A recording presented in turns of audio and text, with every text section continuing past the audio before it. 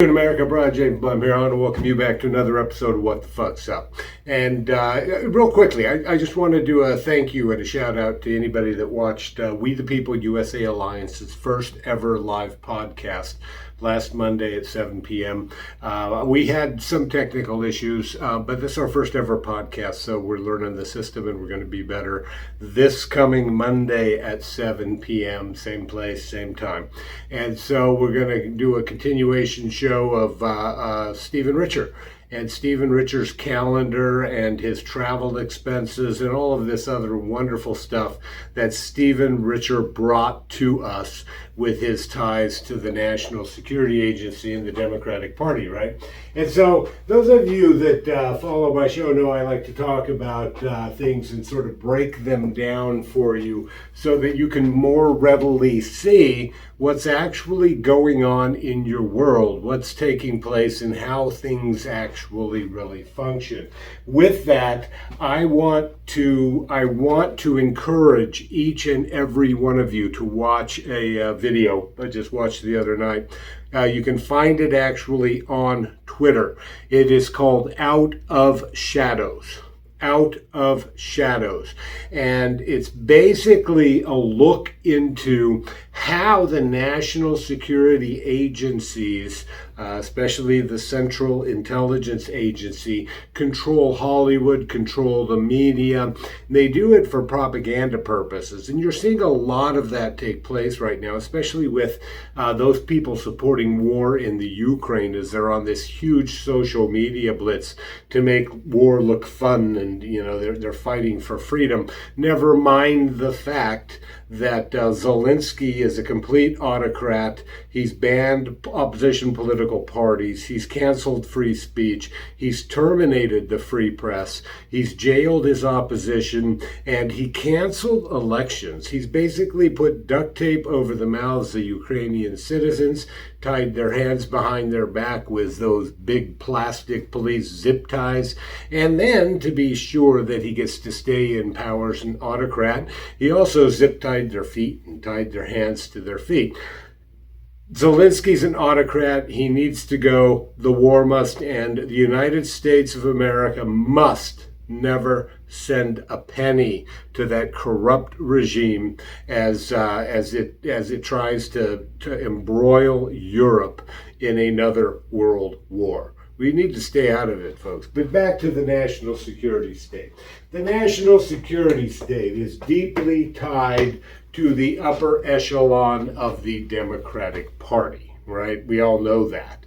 They're very, very left-leaning national security state. It is very, very anti-Donald Trump, and I think we see the midst of a big storm brewing, almost like Nixon era times, when somebody leaks Watergate to a reporter who then does a big expose on it, and of course President Nixon was impeached and removed from office. Well, who do you think gave that lackey reporter the story? Okay, it was your government that was trying to get rid of Richard Nixon, and it was probably the same government functionaries who snip the tape from the White House, threw it in the trash, and that led to, of course, the Watergate scandal and the removal of Richard Nixon as President of the United States of America. This got the exact same fingerprints on it. There's an NSA officer that is now on paid leave, but very, very highly anti-Donald Trump. How he has a lot of them still working in sensitive positions is beyond me, but he's the president. And so what happens? Donald Trump's elected. The national security state goes apoplectic, and they really, really, really begin to focus on where the meat and potatoes of elections take place, and that is at the local level of government, right? And so before 2022, what we see is an organization by the name of States United, and that green pin is now officially dead. States United attaches itself to Katie Hobbs, who was then Secretary of State, right? Katie Hobbs, Secretary of State, runs for the governor in the year 2022. And she, of course, has embedded with her many of these people from the Democratic Party and their crossover affiliates from the National Security State. They run the statewide elections. What's going on down here, folks? Because this is really where statewide elections take place.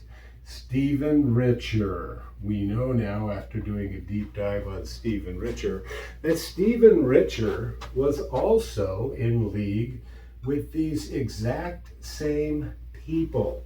Stephen Richer, as the Maricopa County Recorder, had some very significant election functions within Maricopa County. Not all of them, of course, but very significant functions. So the question is, what was this very anti-Trump Board of Supervisors doing at the time? We're still digging into their connections here. I would venture a guess that there is a tie here, which is one of the reasons why Stephen Richer, after the people of Maricopa County said, no, we don't want you anymore, go the hell away, joined forces with the Board of Supervisors, right, to create a new elections contract to specify who would do what in Maricopa County's elections. The goal was to remove Justin Heap, the incoming recorder, from having any election functions at all. This means that in the 2026 elections, if things don't change, that Maricopa County's elections will in essence be run by the former Maricopa County Recorder, who the people of Maricopa County kicked out of office, and the former Board of Supervisors, many of them who chose not to run because they would have lost, or those that did run, lost. Right? It's a new Board of Supervisors. And so these groups, folks, the former, are the ones that have put in place the elections that will govern 2026 before they left office. Right? What are they doing? I think they're hiding information from an America First recorder, Justin Heap, so that he can't really find the depth that the county recorder's office and the Secretary of State's office in 2022 were tied together with this national security state Democrat Party elitist organization known as States United, right? There's no way to run elections, folks. Elections in Maricopa County. Since Adrian Fontes, the current Secretary of State, took power, have been highly partisan. They have been highly politicized and run by extreme partisan forces that hate one group of people. You've seen Adrian Fontes. Adrian Fontes, by the way, just got his ass slapped by the leadership in the Democratic Party when they told him, oh no, you're not running for Raul Grijalva's seat. That seat belongs to someone else, right? And that just shows you how much the Democrats truly believe in democracy. Because it's the leadership, folks, who's going to pick that seat. It's the leadership of the party that told Adrian Fontes, go pound sand.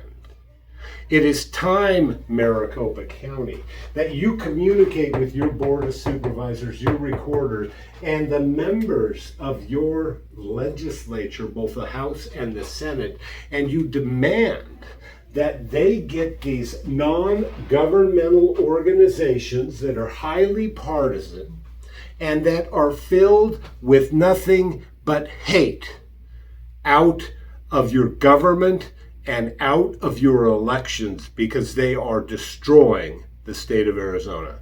And with that, I'm going to do a shout out. We the People USA Alliance going to do its second live podcast this coming Monday, 7 p.m.